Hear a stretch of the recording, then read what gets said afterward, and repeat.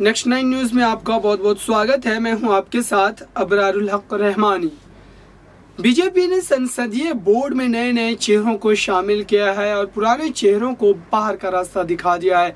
ऐसे में जो मुख्य चेहरे हैं जिनको बाहर किया गया है उनमें शिवराज सिंह जैसे बड़े नेता का भी नाम शामिल है। और शिवराज सिंह को बाहर किए जाने के बाद कहीं ना कहीं अब सूत्र बता रहे हैं कि शिवराज सिंह की जो नाराजगी है वो अब दबी जबान में ही सही लेकिन खुल करके सामने आ रही है। शिवराज सिंह को जब भी संसदीय बोर्ड से बाहर का रास्ता दिखाया गया बीजेपी के द्वारा तो उसको शिवराज सिंह ने एक तरीके से स्वीकार तो कर लिया, लेकिन स्वीकार करने के बावजूद भी उनके मन में जो एक तलखी है वो बन गई है। और अब आने वाले दिनों में हो सकता है कि वो भारतीय जनता पार्टी के खिलाफ कोई बड़ा कदम उठाते नजर आएंगे, क्योंकि शिवराज सिंह को ये उम्मीद थी कि उन्होंने जिस तरीके से मध्य प्रदेश में विकास की एक धारा बहाया है और लगातार कई दशकों तक मध्य प्रदेश में बीजेपी के लिए पार्टी बीजेपी के विस्तार के लिए पूरे मध्य प्रदेश का दौरा किया है।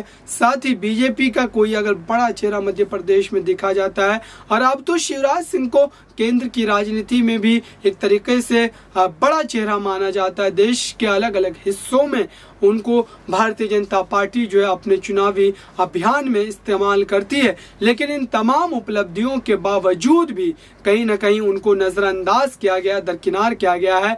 और अब ऐसे में शिवराज सिंह भारतीय जनता पार्टी मोदी अमित शाह केंद्रीय नेतृत्व जो है बीजेपी का उसके खिलाफ कोई बड़ा फैसला सुना सकते हैं, ऐसा सूत्रों के हवाले से बताया जा रहा है। आपको बताऊं कि इस जो चेहरों में जो एक चेहरा और शामिल है जिनका नाम नितिन गडकरी है। नितिन गडकरी वो चेहरा बीजेपी का जिसको एक तरीके से न्यूट्रल चेहरे के तौर पर जाना जाता है। उन्होंने कभी भी किसी अपने धुर विरोधी को लेकर के भी कभी ऐसी अपना अपमानजनक शब्दावली का इस्तेमाल नहीं किया जिसको लेकर के राजनीति में कोई बवाल मचा हो। आपको बताएं कि नितिन गडकरी भी उन चेहरों में शामिल है जिनको संसदीय बोर्ड से बाहर का रास्ता दिखाया गया है। लेकिन नितिन गडकरी के बारे में लोग ये कयास आराई कर रहे हैं कि उनकी उम्र हो गई है और ऐसे में बीजेपी की एक नई रणनीति के साथ जो है अपनी पार्टी का विस्तार देश के अलग अलग हिस्सों में करना चाहती है। खास करके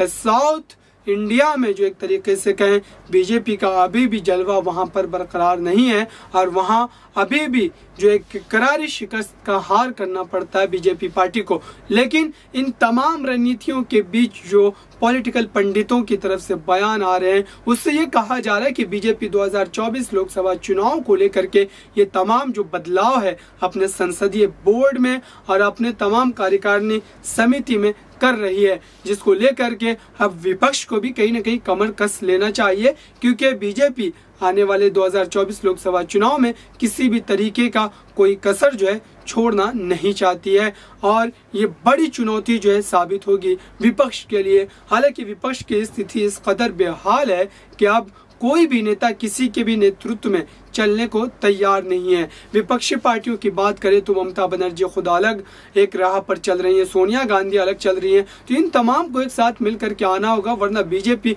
फिर से एक बार 2024 लोकसभा चुनाव में जिस तरीके से नई रणनीति बना रही है वो नए नए चेहरों को शामिल कर रही है, तो ऐसे में लग रहा है कि फिर से एक बार क्लीन स्वीप जो है वो विपक्ष का हो जाएगा 2024 लोकसभा चुनाव में, अगर स्थिति यही बनी रहती है तो। फिलहाल इस रिपोर्ट में इतना ही। देखते रहिए ताज़ा तरीन खबरों के लिए नेक्स्ट 9 न्यूज को। धन्यवाद।